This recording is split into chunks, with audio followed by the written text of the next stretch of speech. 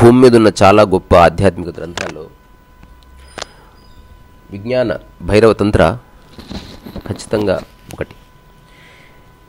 ఓషో దాని మీద చేసిన వ్యాఖ్యానాన్ని ఆధారం చేసుకుని నేను ఒక చిన్న వ్యాఖ్యానం చేశాను. అందులో పరమేశ్వరుడు భైరవికి ఇచ్చినటువంటి ఇన్స్ట్రక్షన్స్, ఎలా జీవితాన్ని అర్థం చేసుకోవాలి, ధ్యానాన్ని ఆలంబన చేసుకుని. సో విజ్ఞాన భైరవ తంత్ర అనే పదంలోనే తంత్ర అనే ఒక పదం ఉంది. సో తంత్ర అంటే ఏమిటి? ఫిజికల్గా చేయడం, అంటే బాడీ ఇన్వాల్వ్ అయ్యి చేసేది ఏదైనా తంత్రం కిందకి వస్తుంది. మనస్సు మాత్రమే ఇన్వాల్వ్ అయితే తంత్రం కిందకి వస్తుంది. సో ఈరోజు ఒక ఇంట్రెస్టింగ్ కాంటెక్స్ట్ అందరికి ఉపయోగపడవచ్చు ఉపయోగించుకుంటే కనుక. సో విజ్ఞాన భైరవ తంత్ర అనే ఈ అద్భుతమైన టెక్స్ట్ మనకి ఎక్కడో కాశ్మీర్లో 1800 AD ప్రాంతంలో బయటపడ్డది. ఆ తర్వాత దాన్ని 2 భాగాలుగా విభజించారు, దాన్ని ముద్రించారు. ప్రపంచవ్యాప్తంగా అది చర్చించబడుతుంది. ఈనాటికి ఎంతోమందికి అది జ్ఞానాన్ని, అనుభవ సారాన్ని ఇచ్చింది. అట్లాంటి టెక్స్ట్ని విదేశాలకు పరిచయం చేసిన వాడు పౌల్ రెప్స్. సో ఆయన దీని మీద అద్భుతమైన కామెంటరీస్ చేశాడు. దాంతోపాటు ఆయన సోటో జెన్ సాంప్రదాయాన్ని సాధన చేసినవాడు.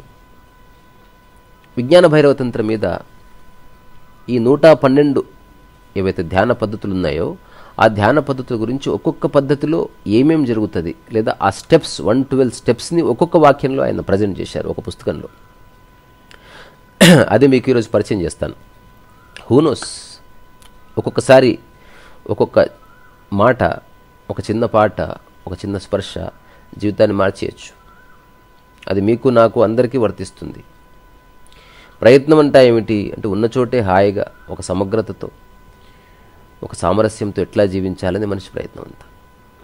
దానికి ఎక్కడి నుంచి సహాయం వచ్చినా తీసుకోవాల్సిందే. సో విజ్ఞాన భైరవ తంత్ర అనేది ఈ చిన్న కాంటెక్స్ట్ మీద బిల్డ్ అవుతుంది. అదేమిటది? ఓ శివ, నీ నిజస్వరూపం ఏమిటి? ఈ అద్భుతం నిండిన విశ్వం ఏమిటి? విత్తనం ఏమిటి? దాని సారం ఏమిటి? ఈ సమస్త విశ్వానికి కేంద్రం ఎవరు? ఈ నామరూపాలకి, వ్యాప్తాలకి అతీతమైన జీవితం ఏమిటి? స్థలము మరియు సమయం, పేర్లు, వాటికి సంబంధించిన వివరణ ఏమిటి? ఇట్లాంటి అన్ని సందేహాలు నాకున్నాయి. మరి ఆ సందేహాలు నువ్వు నాకు నివృత్తి చేయి అని శివుడిని అడిగినప్పుడు శివుడు ఇచ్చే జవాబులే విజ్ఞాన భైరవ తంత్రం. సో ఒక్కొక్క జవాబు లేదా ఒక్కొక్క సూత్రం ఒక్కొక్క ధ్యాన పద్ధతి కింద లెక్క. అన్నిటికీ అనుసంధానమైనది మనందరికీ తెలిసిందే శ్వాస. శ్వాస అనేది తీసేస్తే మనిషి పడిపోతాడు, ధ్యాన పద్ధతులు పడిపోతాయి, ఈ సమస్త విశ్వం పడిపోతుంది, సమస్త ప్రాణకోటి పడిపోతుంది. చెప్తున్న వ్యక్తి, వింటున్న వ్యక్తి ఇద్దరికి ఆధారం శ్వాస. అది మొదటి మెట్టు అన్నమాట. సో ఆ 112 ధ్యాన పద్ధతుల్ని ఒక్కొక్క మాటగా గనక చెప్పుకుంటే దాన్ని మనం ఎట్లా అర్థం చేసుకోవచ్చనేది ఎవరి సామర్థ్యం మీద వాళ్ళకి ఆధారపడి ఉంటుంది. సో ఇలా అడిగిన తర్వాత శివుడు ఇట్లా సమాధానం ఇస్తున్నాడు. ద నెంబర్ 1, ఓ ద్వేదీప్యంగా వెలిగిపోయే ఒక ప్రాణి, ఈ అనుభవం ఇలాగైనా ఒక మనిషిలో ఉదయించవచ్చు. సో జస్ట్ 2 శ్వాసల మధ్య నీవు దృష్టిని కేంద్రీకరిస్తే నీకు జీవితం పట్ల అంతులేని ప్రయోజనం కలగొచ్చు. ఇది మొదటిది.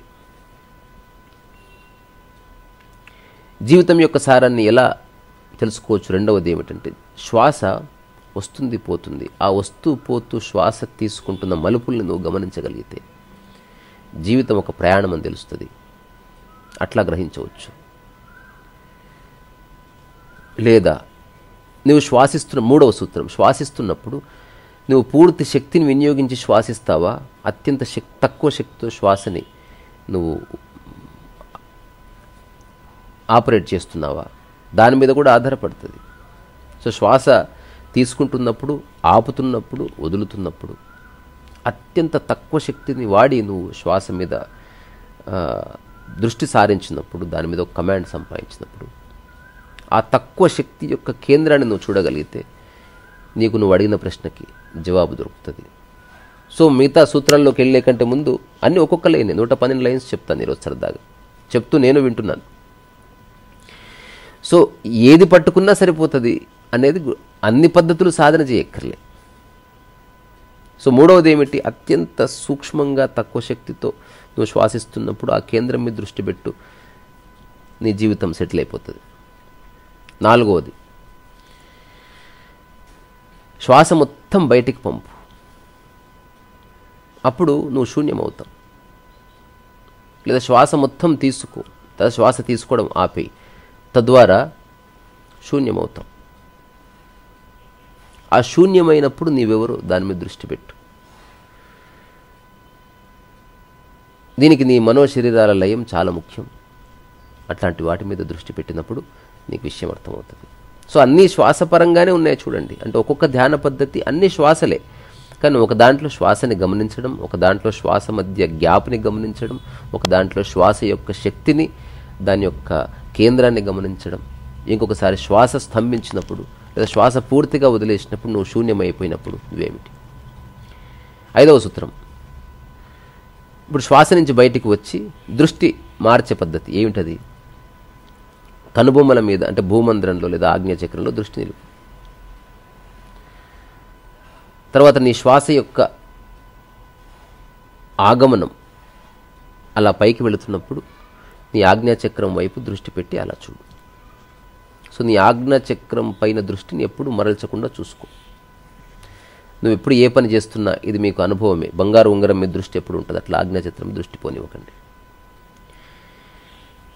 ఇప్పుడు ఐదవది అయిపోయింది. ఆరవది, ఇప్పుడు మెల్లగా వ్యక్తి ఒంటరిగా ఉన్నప్పుడు అయిపోయింది. ఇప్పుడు ఒక మనిషి ప్రపంచంలోకి వచ్చి పడ్డాడు అనుకో. సో రకరకాల పనులు చేస్తూ కూడా నీ శ్వాస మీదనో ఆజ్ఞాచక్రం మీదనో దృష్టి పోకుండా చూడు. ఎందుకంటే నిరంతరం మనిషి ఒంటరిగా ఉండలేడు, అతను ప్రపంచంలోకి రావాలి. He has to come out. ఏడవది, ఈ ఆరోధ చేస్తే ఏమిటి శివుడు చెప్పేది? ఇలా గనక నువ్వు చేస్తే నిరంతరము నిత్యనూతనంగా ఉన్నట్టు నీకు అనుభవం అవుతుంది. అది కూడా జీవన సారాన్ని నీకు తెలిపే సూత్రమే అని. ఏడవ సూత్రం ఏమిటి? మనము నుదుటి మీద దృష్టి పెట్టావు, అది కనిపించని శ్వాస అన్నమాట. నువ్వు శ్వాస మీద దృష్టి పెడితే డైరెక్ట్గా శ్వాసను చూస్తున్నావు. ఆజ్ఞాచక్రంలో కానీ భూమండలంలో కానీ శ్వాసను పెట్టినప్పుడు just you are paying attention to the sensations. నిద్రిస్తున్నప్పుడు కూడా దాని మీద దృష్టి పెట్టు. సో నిద్రించినప్పుడు వచ్చే కలలు, సో మెలకువలో ఉన్నప్పుడు మనం ప్రపంచంలో చేసే కార్యక్రమాలు ఒక కలలా భావించి ఆ దృష్టిని పక్కకు మళ్ళనీయకు. అప్పుడు కూడా నీకు జీవితం అర్థమవుతుంది. ఎనిమిదవది,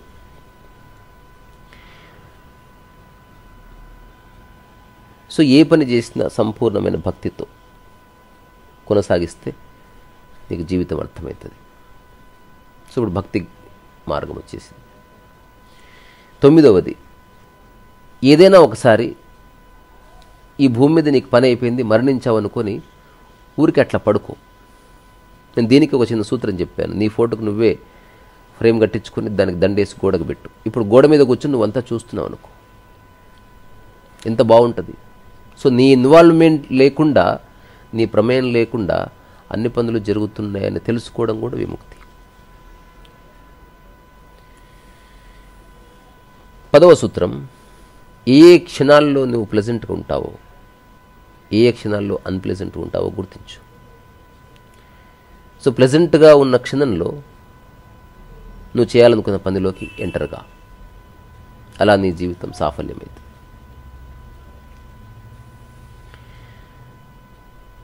11వది ఇంద్రియాలు గురించి. మొదటిది శ్వాస, తర్వాత శ్వాస భూమంద్రము, ఆ తర్వాత భూమంద్రం తర్వాత ప్రపంచంలో భూమంద్రం శ్వాస మీద దృష్టి, ఆ తర్వాత ఏమీ పట్టనట్టుండు. తర్వాత ప్లెజెంట్గా ఉన్నప్పుడు నీ పనులు చేయి, నిరంతరం ప్లెజెంట్గా ఉండే ప్రయత్నం చేయి. ఇప్పుడు మెల్లమెల్లగా ఇంకొంచెం ముందుకి. సో ఇనిషియల్గా ఫస్ట్ చెప్పింది ఇట్స్ ఎ బేసిక్. రాను రాను రాను రాను కాస్త మనిషి యొక్క వైఖరిని బట్టి, అతని ఆలోచన విధానాన్ని బట్టి ఈ 12లో ఏదో ఒక దాన్ని పట్టుకొని తను ప్రయత్నం చేస్తే సరిపోతుంది. ఇంద్రియాల యొక్క స్థితులని గమనించు. ఇంద్రియాల వల్ల నీకు జరిగే చేటు గమనించు. ఏం చూస్తున్నావు, ఏం వింటున్నావు, వేటిని తాకుతున్నావు. ఇప్పుడు నీకు ఒక చీమ తాకినప్పుడు నీకు ఎట్లయితే ఒక బెరుకు కలిగి దాన్ని పక్కకు జరుపుతావో, ఇంద్రియాల వల్ల నీలో వచ్చే సమాచారాన్ని అట్లా ఆపేసి, తద్వారా నీ మనసు ఎప్పుడు శూన్యమై నీకు జీవితం అర్థమవుతుంది అని చెప్పాడు. 12వది అత్యంత ముఖ్యమైనది. రకరకాల కార్యక్రమాలు ఉన్నప్పుడు, ఈ ప్రపంచంలో ఉన్నప్పుడు, ఉద్యోగాలు చేసే వాళ్ళకి ఎప్పుడూ బరువు లేని స్థితిలో నీ శరీరాన్ని మనసును ఉంచే ప్రయత్నం చేయి. ఇది మనందరికి అనుభవమే. ఒక కుర్చీలో కూర్చున్నప్పుడు, ఏదైనా బెడ్ మీద పడుకున్నప్పుడు, ఎవరి తొడ మీదన్నా మీరు కూర్చున్నప్పుడు ఇది మీకు అనుభవం. మీ బరువును మీరే తగ్గించుకుని కూర్చునే విధంగా చేస్తారా లేదా? అట్లా జీవితం మీద నీ బరువు వేయకు. అట్లా చూడు, అట్లా కూడా జీవితం. 13వది,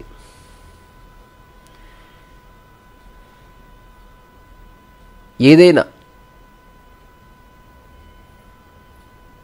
విషయం మీద మనస్సు లగ్నం చేసినప్పుడు ఆ విషయం నుంచి పక్కకి వెళ్లకుండా, ఆ విషయం పూర్తయ్యే వరకు పక్కకి వెళ్లకుండా చూడు. ఇదొక పద్ధతి. 14వది, కాస్త శ్వాస, భూమంత్రం, డైలీ యాక్టివిటీస్ అట్లా కాకుండా ఎప్పుడు నిటారు కూర్చొని, ఆ నిటారుగా కూర్చున్నప్పుడు నీ వెన్నుపూసలో జరిగే ప్రవాహాన్ని గమనించు. తద్వారా నువ్వు జస్ట్ మనిషివి కాదని, శరీరానివి కాదని, నువ్వు ఒక శక్తి ప్రవాహం అని తెలిస్తే అది నీ జీవితాన్ని మార్చేస్తుంది. అప్పుడు నువ్వు పనికిరాని విషయాల్లో పడవు. ఇప్పుడు ఒక ముఖ్యమంత్రి ఇంటి గొడవల్లో పడతాడా? ఒక ప్రధానమంత్రి కూరగాయలు ఒక కిలో ఎక్కువ, ఒక టమాటా ఎర్రగుంది, నల్లగుందని పోరాడతాడా? అతని శక్తి అతను గుర్తించాడు కాబట్టి అతను ఏ పనులు చేయాలో ఆయా పనులు చేస్తాడు. 15వది, ఎప్పుడన్నా ఖాళీగా ఉన్నప్పుడు మీ చేతులతో మీ చెవులని, కళ్ళని, నోటిని మూసి అట్లా కూర్చోండి. మూయకుండా కూడా కూర్చోవచ్చు. మూసినప్పుడు నీవు కాన్షియస్గా, అంటే లోపలికి సమాచారాన్ని వినడం ద్వారా వచ్చే సమాచారాన్ని, నీ నోటి నుంచి బయటికి వెళ్ళే మాటల్ని నువ్వు అదుపు చేస్తే జీవితం అర్థమైతే అని తెలుసుకోవడానికి అదొక పద్ధతి.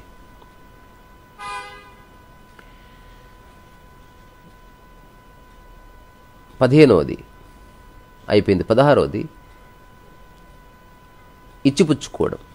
నిన్న ఈ విషయం గురించి మాట్లాడుకున్నాం. నీ హృదయం కల్మషం లేకుండా చూసుకో. అంటే నువ్వు సమత్వాన్ని సాధన చేయి. ఎవరికైనా ఏదైనా ఇస్తున్నప్పుడు నీకు నువ్వు ఇస్తున్నట్టే అనుకొని ఇవ్వు. ఇదొక పద్ధతి. సో ఇప్పుడు నేను చెప్పిన ఈ 16 ని పట్టుకొని 16 మంది యోగులు అయ్యారనమాట భూమి మీద. మీరు ఒక్కొక్క సూత్రానికి ఒక్కొక్క యోగిని మనం కోట్ చేయవచ్చు. నెక్స్ట్ ఎప్పుడన్నా ఆ విధంగా ఒక టాక్ చేస్తాను.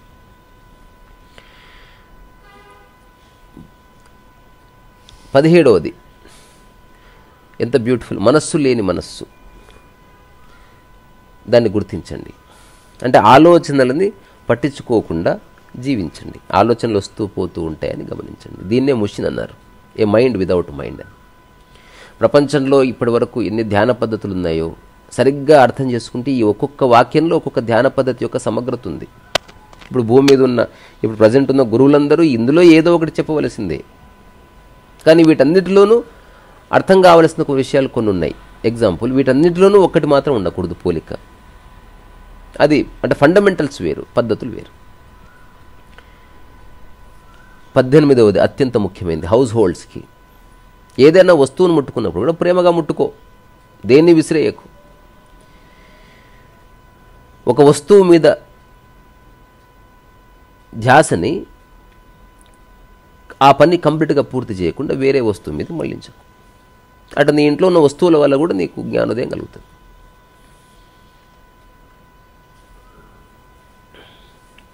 పంతొమ్మిది కాస్త యోగాకు సంబంధించి. ఎవరి సహాయం లేకుండా నడువు, ఎవరి సహాయం లేకుండా గుట్ట ఎక్కు, ఎవరి సహాయం లేకుండా కూర్చో, చివరికి నీ చేతుల సహాయం లేకుండా కూడా. దాన్ని ఒక ధ్యాన పద్ధతి, మెల్లగా కూర్చొని మెల్లగాలి. తద్వారా నీలో ఒక శక్తి కేంద్రం ఏర్పడుతుంది. మనం నడుస్తున్నప్పుడు ఇది మనందరికీ అనుభవం. నీ అంతకు నువ్వు నడిచినప్పుడు శక్తి కేంద్రం నీలో ఉంటుంది. నువ్వు దేన్నైనా ఆధారం చేసుకుని నడిచావనుకో, దానికి నీకు మధ్యన శక్తి కేంద్రం ఎస్టాబ్లిష్ అవుతుంది. రమణ మహర్షిని చూస్తే తెలుస్తుంది, చనిపోయే వరకు తను ఒంటరిగా నడిచాడు. ఎంత శరీరం ఎంత రుగ్మతలో ఉన్నా అతను అట్లాగే నడిచేవాడు, ఎవరి సహాయం తీసుకోకుండా. 20వది, ఒక లయలో కదులు. ఇప్పుడు ఏదన్నా ఒక వెహికల్లో మనం పోతున్నాం అనుకోండి, ఆ వెహికల్ ఎట్లా ఊగితే అట్లా ఊగుతాం. ఆ ఊగడం మనం నియంత్రించాం. వెహికల్ కదలికలకు అనుగుణంగా మన కదలికలు ఉంటే నువ్వు హాయిగా ఉంటావు. దీనికి సామరస్యానికి ప్రతీక. అలా ఉండి చూడు. 21.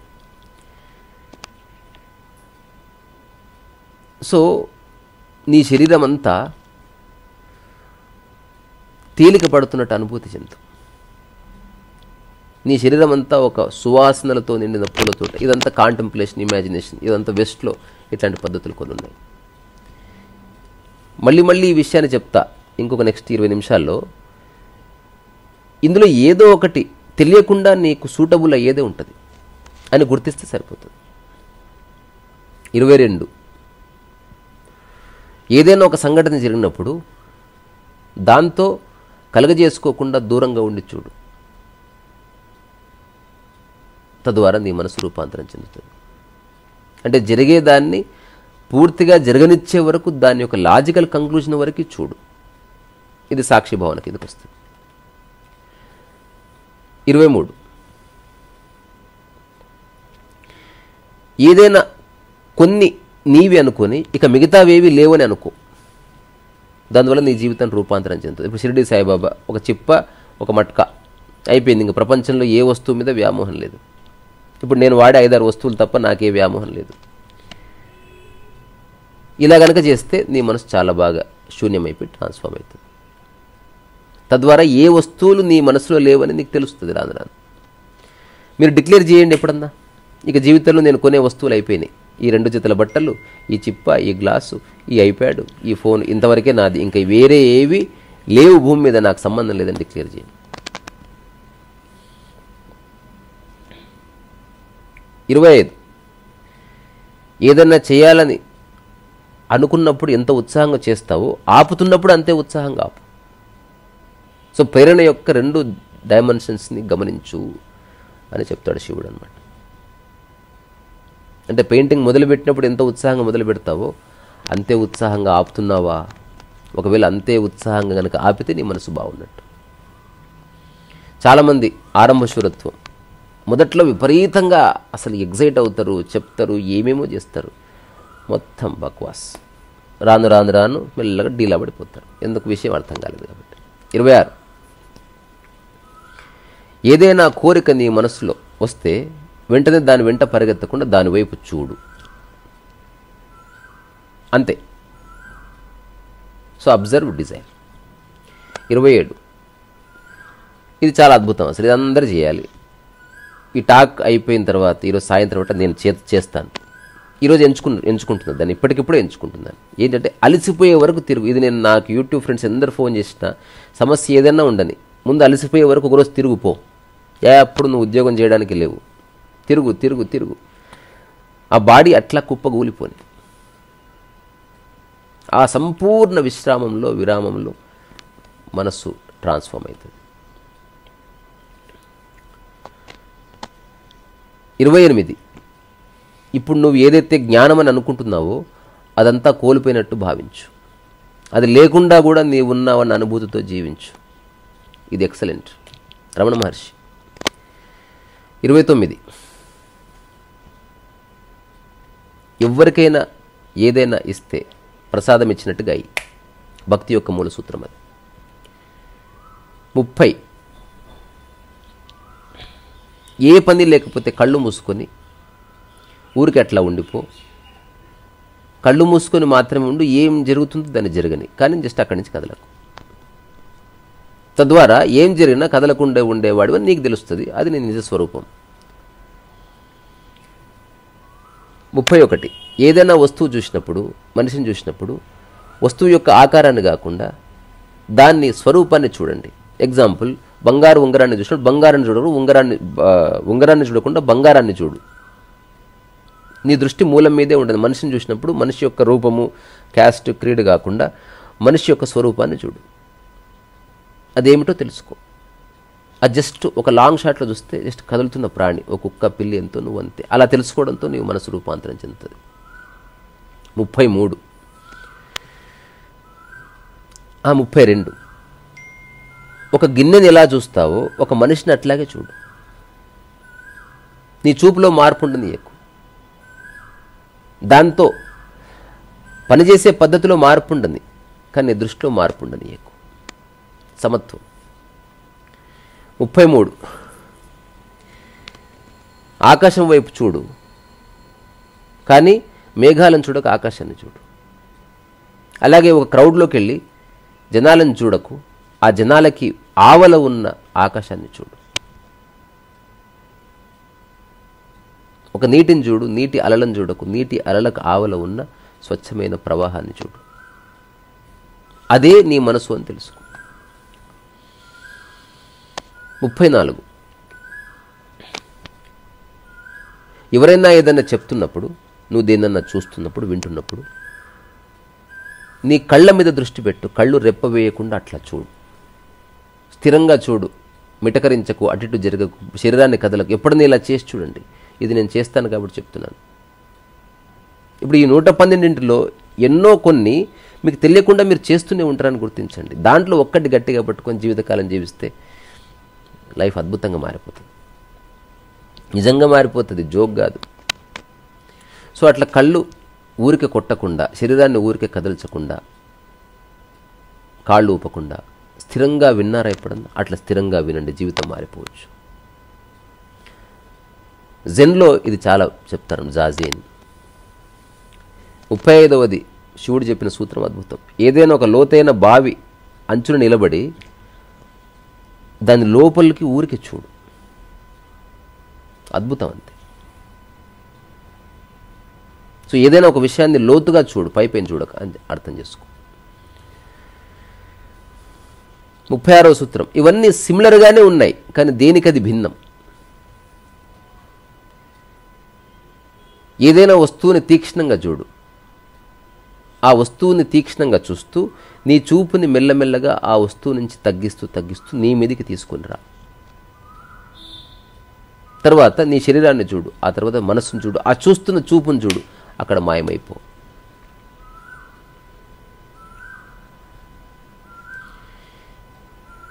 ఇప్పుడు ఇవన్నీ రకరకాల పద్ధతులు, ఇవన్నీ ఒక్కొక్క ధ్యాన పద్ధతి. నిజంగా పద్ధతి ఎప్పుడవుతుందంటే దాన్ని రిపీట్ చేసినప్పుడు పద్ధతి అవుతుంది. ఎవ్రీడే నువ్వు ప్రతిరోజు చప్పట్టు కొట్టావనుకో, అది కూడా నీకు దోహదకారి అవుతుంది.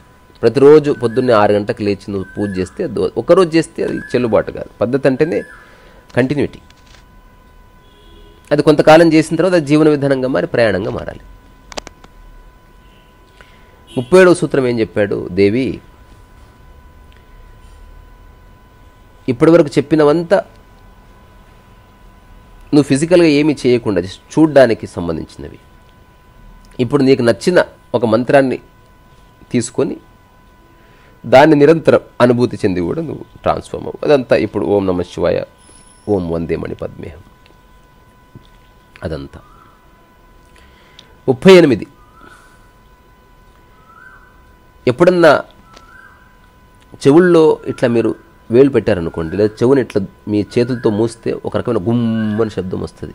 ఇప్పుడు నేను పెట్టుకుంటుంది ఇప్పుడు వింటూ పెట్టుకోండి. ఇప్పుడే ఇంకా ఒక చెంబు గనక చెవికి పెడితే అని శబ్దం వస్తుంది. ఆ శబ్దం నీవని గుర్తించు, అది ఉంది.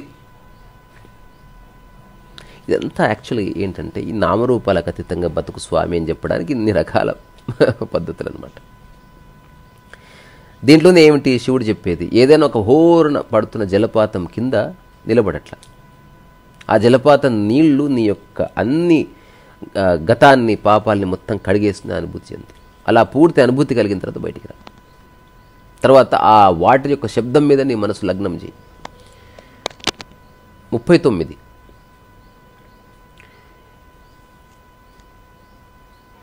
ఓంకారాన్ని అప్పుడప్పుడు పఠించు. ఓ ఎప్పుడన్నా మీరు చేశారా? ఎప్పుడన్నా మన అలెన్ వాట్స్ స్పీచెస్ వింటే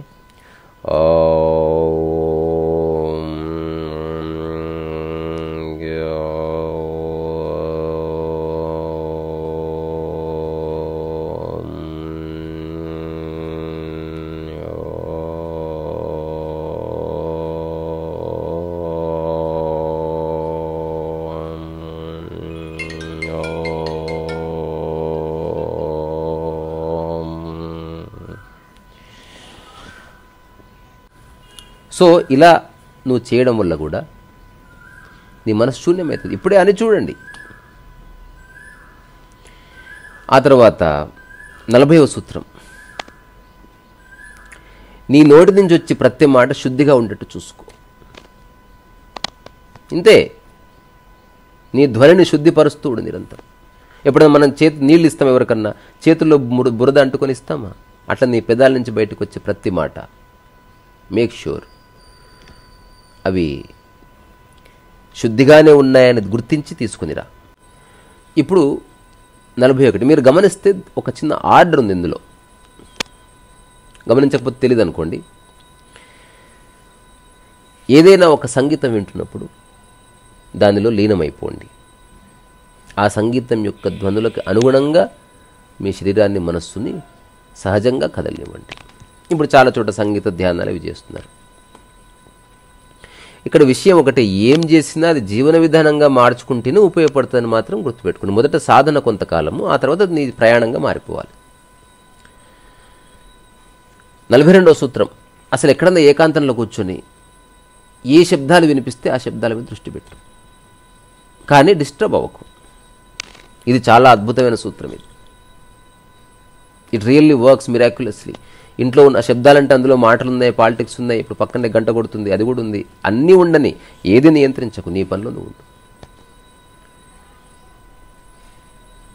ఆ తర్వాత 43వ సూత్రం, నీ నోట్లో నాలికని ఎప్పుడు అనుభూతి చెందుతూ ఉండు. దీనికి ఒక చిన్న మళ్ళీ కేచరి గీచరి ఇవన్నీ దాంట్లోకి వస్తాయి. అంటే నాలుక మడత పెట్టడం, నాలుకని పైన దాంట్లోకి చేర్చడం.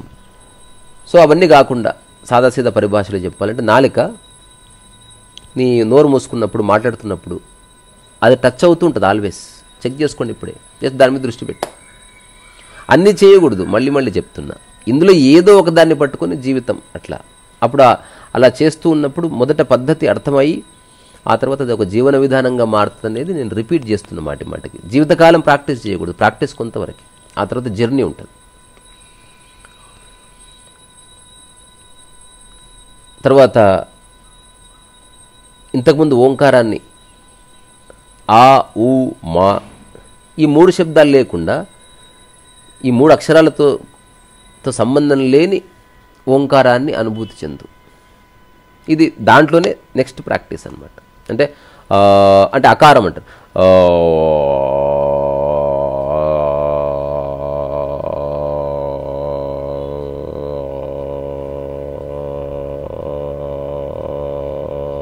ఇప్పుడు ఎప్పుడన్నా ఇలా చేసి చూడండి, మీ మనసు బాగలేదు, ఒక హాఫ్ అన్ అవర్ ఊరికే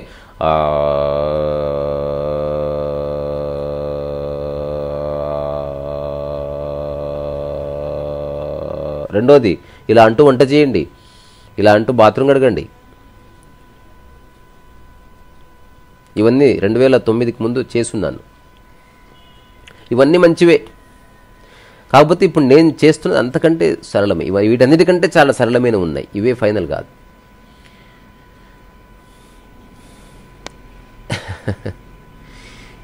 నూట 12 అంటే ఇప్పటికి 45 అయ్యాయి. 45వది ఏమిటి? సేమ్ ఇదే. ఎప్పుడన్నా ప్రశాంతంగా ఉన్నప్పుడు ఓంకారాన్ని ఆకస్మికంగా పఠించడం, ఇట్లాంటివన్నీ. కొన్ని సూత్రాలు ఐడెంటికల్, చిన్న చిన్న చిన్న వ్యత్యాసాలు ఉన్నాయి అంతే.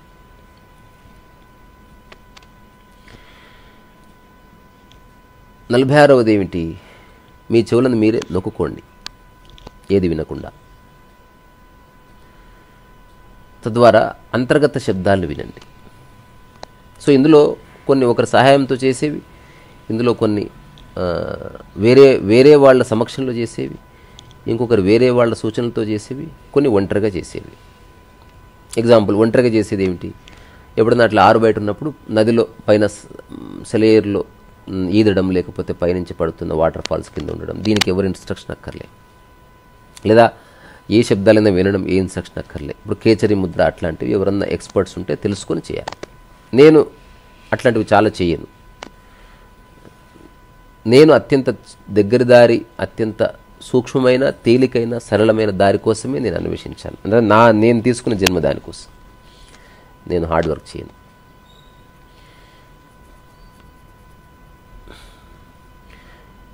48వది అదేమిటి? కాదు, 47వది. మీ పేరు చెప్తున్నప్పుడు గుర్తించండి, ఆ పేరుకి ఏ విలువ లేదు, శబ్దానికి మాత్రమే విలువ ఉంది. ఇప్పుడు నేను మిమ్మల్ని పిలుస్తున్నాను నవీన్ అంటే, నవీన్ అనే పేరు మీద దృష్టి పెట్టకుండా ఆ శబ్దం శాశ్వతం గుర్తించండి. ఇవన్నీ గుర్తించేవి. ఒక చిటికలో అర్థమైతే అర్థమవుతుంది, లేకపోతే ఎప్పటికీ అర్థం కాదు. 48వది ఇది శృంగారానికి సంబంధించింది. ఎరుకలో ఉండి శృంగారం చేయండి. మొదట్లో అంటే శృంగారం ఒక ఆవేశంలో కాకుండా ఒక ఎరుకలో చేయండి. దీని గురించి మన ఓషో, సంభోగని సమాధి వరకు ఇట్లా చాలామంది, ఇది ఎందుకంటే చర్చించే విషయం కాదు. సమాజంలో టమాటా గురించి, సమోసా గురించి ఎంతైనా మాట్లాడతారు, అది అవసరం లేదు. చీరల గురించి అవసరం లేదు. శృంగారం అనేది మన జీవితం యొక్క అంతర్భాగం, మాట్లాడితే గొడవలు అయిపోతాయి. కాబట్టి ఎవరెవరైతే చేస్తారో వాళ్ళు ఒక్కసారి ఇట్లా చేస్తూ ఎరుకలు, ఆవేశంలో కాకుండా ఎరుకలు.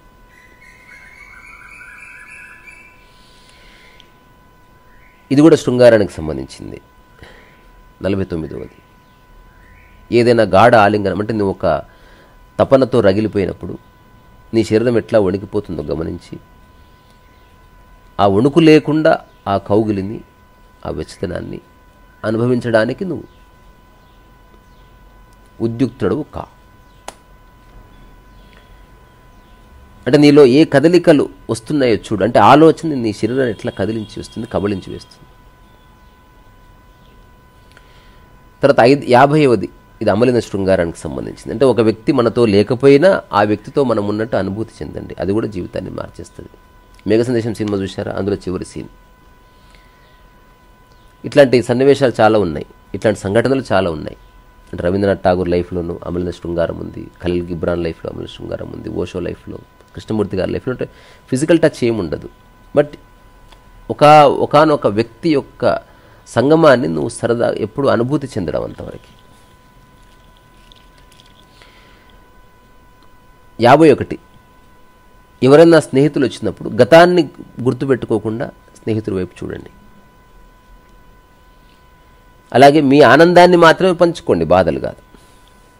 52 ఏదైనా తింటున్నప్పుడు, తాగుతున్నప్పుడు ఇదంతా దేవికి చెప్తున్నాడు. ఇంత చిన్న చిన్న విషయాలు ఒక దేవుడు ఒక దేవతకు చెప్తున్నాడు చూడండి. సో ఒక దేవతకే సందేహాలు ఉన్నప్పుడు మనిషికి ఉండటంలో తప్పులేదు. సో తింటున్నప్పుడు, తాగుతున్నప్పుడు రకరకాల విషయాల మీద దృష్టి పెట్టకుండా, సరే వారంలో 5 రోజులు పోయింది, అట్లీస్ట్ ఒక్క పూటనన్నా, ఒక్క రోజన్నా, ఒక్క పూటనన్నా, ఒక్కసారన్నా తినడం మీదే దృష్టి. నములుతున్నప్పుడు నమలండి, రుచి చూస్తున్నప్పుడు రుచి చూడండి, అది బొందిలో దిగుతున్నప్పుడు దాన్ని గమనించాలి. ఇది కూడా ఎక్సలెంట్ ధ్యాన పద్ధతి. అసలు నీ ఫుడ్ టేస్టే మారిపోతుంది. ఇది కూడా ఒకసారి చిన్న టాక్ చేస్తున్నాను. తింటున్నప్పుడు కలపకు, కలుపుతున్నప్పుడు తినకు. నోరు బంద్ చేయాలి, చేయి కదలాలి, చేయి బంద్ అవ్వాలి, నోరు కదలాలి. సో 53 ఓ అద్భుతమైన నేత్రములు కలవాడా, ఓ మధురమైన స్పర్శ గలవాడా, పాడుతున్నప్పుడు, చూస్తున్నప్పుడు, ఏ పనైనా చేస్తున్నప్పుడు నీవు తప్ప వేరే వాళ్ళ స్ఫురణ లేకుండా చెయ్యి. ఇదో పద్ధతి. అంటే ఎక్కడుందా నువ్వు ఒక్కడివే ఉండనుకోపో. Be alone all the time. 54వది ఎక్కడెక్కడ నీకు తృప్తిగా ఉందో వాటితో ఉండు. రెండవది, అది నిన్ను కానీ వేరే వాళ్ళని డ్యామేజ్ చేయింది, అది కనుక్కో. అంటే దాన్ని ఏమంటారు, తృప్తికి దారి ఉంది, ఆ ఉన్న చోట ఉండు, కానీ దాన్ని వాస్తవీకరించు. అంటే ఇప్పుడు నాకు ఒకరిని గిల్లితే తృప్తిగా ఉంది, అది గిల్లుతూ ఉంటా నాకు. ఎవరికి బాధ కలగకూడదు, నీకు బాధ కలగకూడదు, కానీ తృప్తిగా ఉండాలి.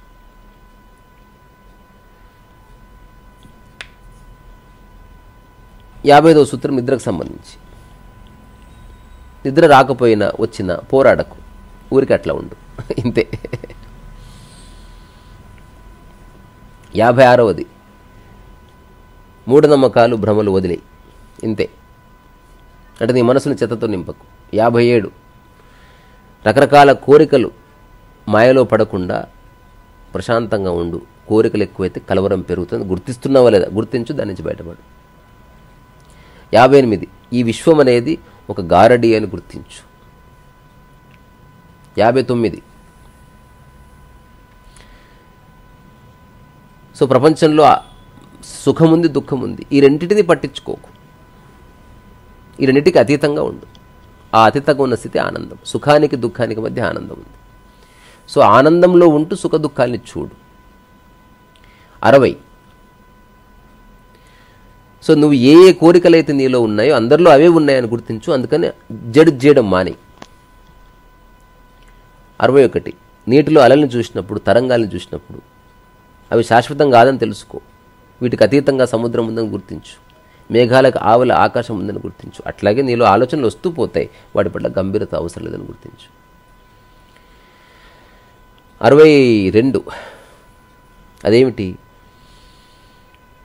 నీ మనస్సు నువ్వెక్కడ సంచరిస్తే అక్కడే సంచరించేలా చూసుకో. అంటే పరధ్యానం వద్దు, ఇదొక ధ్యానం. 63. ఎంతమందిలో ఉన్నా నీవు ఒక ప్రత్యేకమైన విషయాన్ని గుర్తించు, అలాగే అందరూ ప్రత్యేకమని గుర్తించు. 65. ఎవరైనా ఏదైనా గొప్పది లేదా పవిత్రమైనది అని చెప్పినప్పుడు జస్ట్ గుడ్డిగా నమ్మకుండా తెలుసుకో, ఈ ప్రపంచంలో ఈ ప్రకృతిలో పవిత్రమైంది కానీ స్వచ్ఛమైంది కానీ ప్రత్యేకంగా అంట ఏది లేదు. ఏవి ఎట్లా ఉన్నాయో అట్లా ఉన్నాయి. వాటికి మనిషి పవిత్రత ఆపాదిస్తున్నాడు.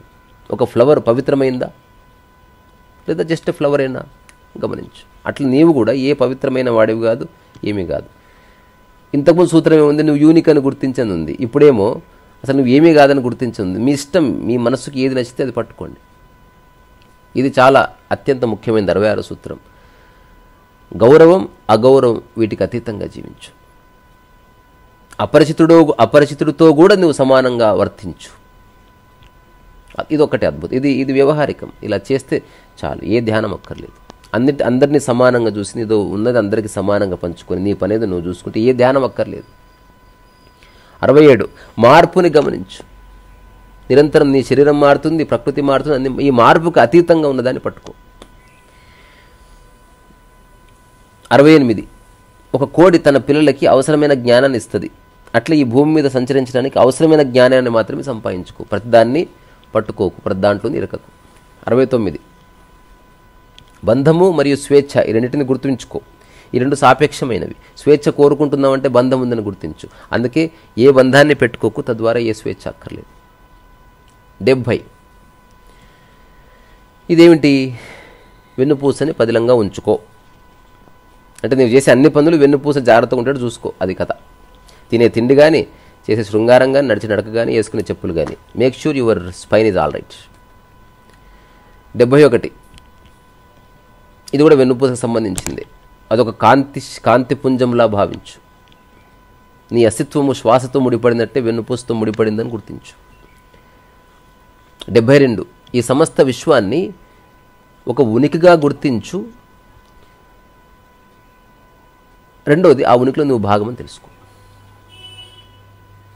73. ఏదో ఒకరోజు సంవత్సరంలో ఎలాంటి మబ్బులు లేని ఆకాశాన్ని నువ్వు చూస్తావు కదా, ఆ రోజును గుర్తుపెట్టుకో. అట్లా ఏ మబ్బులు లేని ఒకానొక రోజు నీ మనసులో ఎలాంటి సంశయాలు, కోరికలు లేని ఒక క్షణం ఉంటుంది, దాన్ని గుర్తుపెట్టుకో. అదే నీ నిజస్వరూపం అని గుర్తించి దాన్ని కొనసాగించు. ఇది ఎక్సలెంట్. 74. ఉన్న చోటే చాలా బాగుందని గుర్తించి ఉండిపో.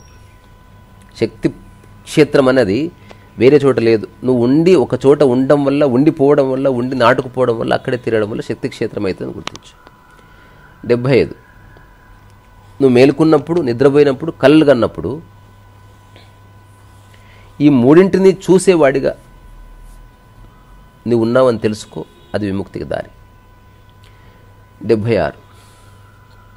రాత్రిపూట నీ ప్రమేయం లేకుండా, మన కంటికి కనబడకుండా ఎన్నెన్ని జరుగుతున్నాయో అవే ఈ సమస్త సృష్టికి ఆధారం అని తెలుసుకో. అందుకే నిద్ర యొక్క ప్రాముఖ్యతను గుర్తించు. నిద్ర యొక్క నీ నిజస్వరూపం తెలుసుకో. 77. ఆకాశాన్ని చంద్రుడు ఉన్నప్పుడు, చంద్రుడు లేనప్పుడు, సూర్యుడు ఉన్నప్పుడు, సూర్యుడు లేనప్పుడు ఒకేలా గమనించు, ఒకేలా చూడు. ఇదంతా ఒకటే. ప్రకృతి నీకు ఇష్టమైతే ఇది, మనుషులు నీకు ఇష్టమైతే మనుషులు సమానంగా చూడు, మనుషులు జంతువులు ఇష్టమైతే అన్నిటిని సమానంగా చూడు. ఇవన్నీ ధ్యాన పద్ధతి కదా స్వామి. నీ మనసుని ఏది నిలబెడితే దాన్ని పట్టుకో.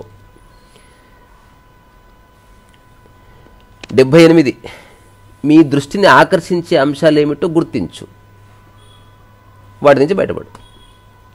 79 పుట్టినప్పటి నుంచి మరణించే వరకు, కట్టెల్లో కాలిపోయే వరకు జీవితం ఒక ప్రయాణం అని గుర్తించు, దేన్ని గంభీరంగా తీసుకో. 80 నీ దగ్గరున్న వస్తువులు నువ్వు ప్రపంచమని తలపోస్తున్నదంతా బూడిద అయిపోయినట్టు ఊహించుకో. ఇది ఒక నిహిలిస్టిక్ అప్రోచ్. సో దానికి నువ్వు భిన్నంగా ఉన్నట్టు తెలుసుకో. ఏదేదైతే అశాశ్వతమో అదంతా మాడిపోని, శాశ్వతంగా ఉన్నది ఉండిపోని, అది నువ్వని తెలుసుకో. ఇదంతా జ్ఞానమాత్రంగా తెలియవు, కేవల జ్ఞానమాత్రం అని పిలుస్తారు దీన్ని. 81 నిష్పక్షపాతంగా ఉండు, అంతే. 82 నా, నేను, నాది అన్న ఆలోచనలు తీసేసి. 83 కోరికకు ముందు నీవు, కోరిక తర్వాత నీవు సత్యమని తెలుసుకో. ఆ కోరిక వచ్చిన తర్వాత దాన్ని తీరే వరకు నువ్వు పడే ప్రయాసంతో బక్వాసం తెలుసుకో. ఇది ఎక్సలెంట్. 34 అన్ని చోట్ల నువ్వు ఉన్నావని తెలుసుకో. ఇదంతా జ్ఞానమాత్రంగా అని చెప్పాను కదా, తర్కానికి అతీతం. దీనికి రకరకాల పద్ధతులు ఉన్నాయి. మళ్ళీ అన్ని ప్రాణుల్లో నువ్వే ఉన్నాయని తెలుసుకో, ఒకటి. అన్నిట్లో శ్వాస ఉంది కాబట్టి ఆ శ్వాస నువ్వని తెలుసుకో, ఒకటి. గాలి లేకపోతే మనిషి లేడు, ప్రాణి లేదు కాబట్టి ఆ గాలి నువ్వని తెలుసుకో, ఒకటి. నిద్రించినప్పుడు అందరూ ఒకటే కనుక ఆ నిద్ర యొక్క మూల స్థితి నీ స్వరూపం అని తెలుసుకో, ఒకటి. ఇదంతా ఒకటే, నీ ఇష్టం ఎలాగైనా తీసుకో. 85 అసలు ఏ విషయాలు ఆలోచించక అసలు. 86 దీనికి ఏంది, ఒక వారం రోజులు ఇప్పుడు విపశ్యనాకు పోయేది అందుకే. ఈ ప్రపంచాన్ని వదిలేసిపోవడం, ఆశ్రమానికి పోయే వాళ్ళంతా చేస్తున్నది అదే, కానీ బయటకు వచ్చి మళ్ళీ పట్టుకుంటుంది. ఇల్లునే ఆశ్రమం అనుకోవయి, నువ్వే ఒక హుండీ పెట్టి ₹1,00,000 వేసి 7 రోజులు నువ్వే నియమాలు పెట్టుకొని ఆ నియమాన్ని పాటించు. కానీ అట్లా ఒప్పదు కదా మనసు, ఎవడో చెప్పాలి మనకి ఎప్పుడు. 86 మళ్ళీ సేమ్, గ్రహణాలు పడతాయి, వస్తాయి, పోతాయి, ఉల్కలు, తోకచుక్కలు. సో వీటికి సంబంధం లేదు నీకని తెలుసు.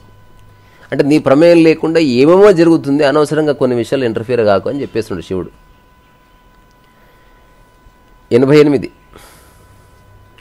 పరిపూర్ణంగా తెలుసుకున్న విషయాన్ని మాత్రమే చెప్పు, అదే నీ కాంతి, అదే నీ ప్రకాశం అని తెలుసుకో. తెలిసింది తెలుసని చెప్పు, తెలియని తెలియదని చెప్పు. 89 నీ మనస్సు, నీ శ్వాస, నీ ఆలోచన, నీ మాట, నీ యొక్క నడక ఒక్కటయ్యే చూసుకో. 90 మళ్ళీ సేమ్, మళ్ళా ఏమంటారు, కనుబొమ్మల మధ్య దృష్టి పెట్టు. ఆ కనుబొమ్మలు ఎంత ఎంత డెలికేట్గా ఉన్నాయో చూడు, అంత డెలికేట్ నీ లైఫ్ అని తెలుసు. ఆ తర్వాత 91 అదేమిటి, ఈ విశ్వమంతా ఒక సామ్రాజ్యం అనుకుంటే ఆ సామ్రాజ్యంలో నీ పాత్ర ఏమిటో సుస్పష్టం చేసి దాన్ని ఆచరించు, గవర్నమెంట్లో ఒక మంత్రి చేసినట్టు. అంటే ఇది ఉద్యోగానికి సంబంధించి. 92 నీ యొక్క మనస్సుని ఎప్పుడు హృదయంలో విలీనం చేయి, అంటే కరప్షన్ లేకుండా బతుకు. 93 నీకున్న చిన్న ప్రదేశాన్ని కూడా బౌండరీలు తీసేసి చూడు, అట్లా నువ్వు విశాలమని తెలుస్తుంది. అట్లాగే నీ శరీరం అనే బౌండరీని వదిలేసి చూడు, విశాలమని తెలుస్తుంది. 94 నీవు ఒక పదార్థమని, అది శరీరము, ఎముకలు, మజ్జ ఇట్లాంటి వాటితో నిండి వాటి యొక్క సారము నీవు అని గుర్తించు. వాటిని జాగ్రత్తగా చూసుకుంటూ నువ్వు జాగ్రత్తగా ఉంటావని తెలుసుకో. 95 కుంభించి శ్వాసించు చక్కగా. ఈ సమస్త విశ్వంలోని శక్తినంతా నీలోకి నింపుకో, అలాగే నీలో చెత్తనంతా శ్వాసని బయటకు వదిలినప్పుడు వదిలేయి. 96 ఇది మనం అప్పుడప్పుడు అవుటింగ్కి వెళ్తాం కదా, ఊరికి ఇంట్లో పడి ఉండకుండా సాధ్యమైనంత కొండలు, గుట్టలు, ఆకాశం, మనుషులు లేని చోట ఉండు. ఇది చాలామంది చేసేది. ఇప్పుడు నేను వ్యవసాయం చేద్దాం అనుకుంటున్న కారణం ఏమీ లేదు, మనం మా ప్రొఫెషనల్ రైతులాగా పండిస్తామా ఏమిటి, ఏదో కొన్ని మొక్కలు వేసి అక్కడ అంగి వదిలేసి గుంతలు దోవుతూ మొక్కలు నాటుకుంటూ కొన్ని కూరగాయలు పండించుకుంటూ. చెప్తాను నేను కొన్ని నెలల తర్వాత, హాయిగా వంట చేసుకొని తిందాం. 97 నువ్వు జస్ట్ ఆనంద స్వరూపుడివి అని గుర్తించు. 98 ఏదైనా పనిని సులభంగా ఎట్లా చేయాలని అన్వేషించు. 99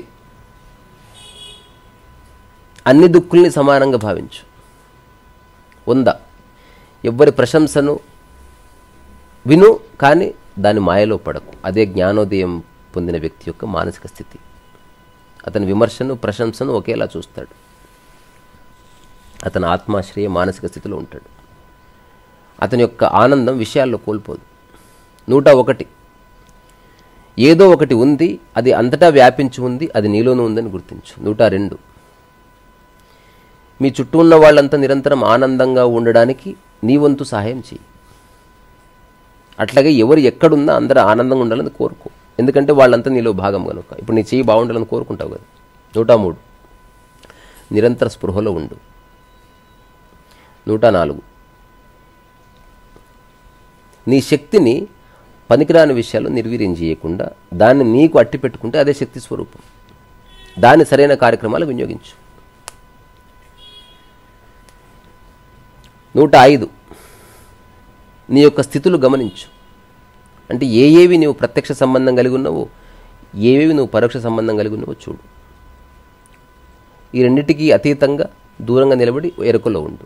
106 ప్రతి ఒక్క వ్యక్తి చైతన్యాన్ని నీ చైతన్యంగా భావించు. అలాగే నీ చైతన్యం అందరి చైతన్యం అనుకో, నీ జ్ఞానోదయం అందరి జ్ఞానోదయం అనుకో.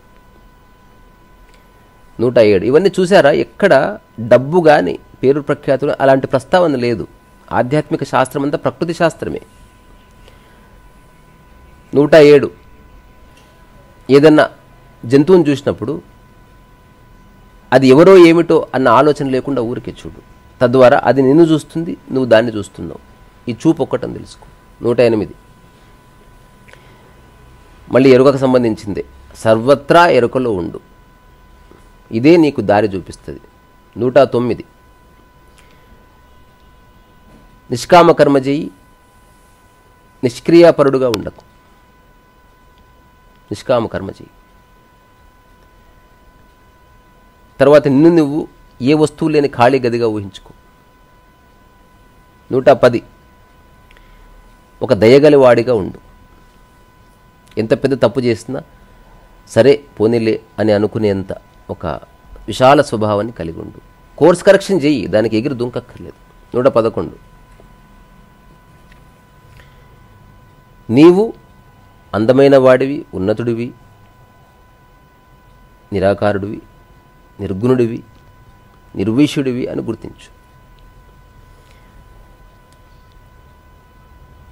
And the last enter space supportless eternal still.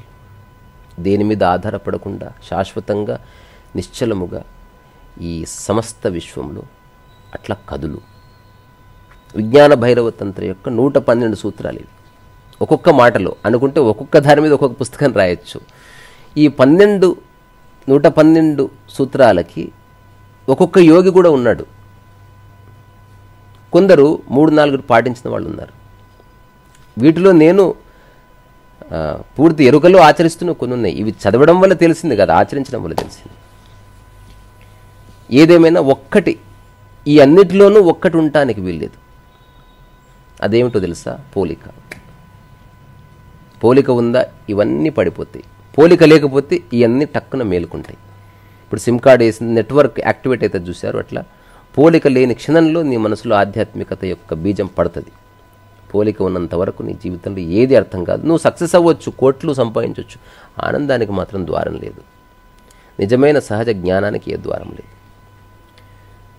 So ఇది ఓపికగా విన్నందుకు మీ అందరికీ ఇక్కడి నుంచి శిరస్సు ఉంచి నమస్కారం చేస్తున్నాను. ఇంకోటి నాకు కూడా నేను నమస్కారం చేస్తున్నాను, ఓపిక ఎంత చెప్పినందుకు. ఊరికే సరదాగా వినండి. ఈ 112 ఏదో ఒకటి మీకు అత్యంత సహజంగా అప్లికబుల్ అయ్యేది, కంపాటబుల్ అయ్యే సూత్రం ఉండనే ఉంటుంది. అది జీవితకాలం చేయాలి. జీవితకాలం చేయడానికి సాధన కొంతకాలము, ప్రయాణం జీవితకాలం. ఎగ్జాంపుల్, కారు సాధన కొంతకాలమే. కారుకు సంబంధించిన అన్ని ప్రశ్నలు పూర్తయ్యే వరకు సాధన.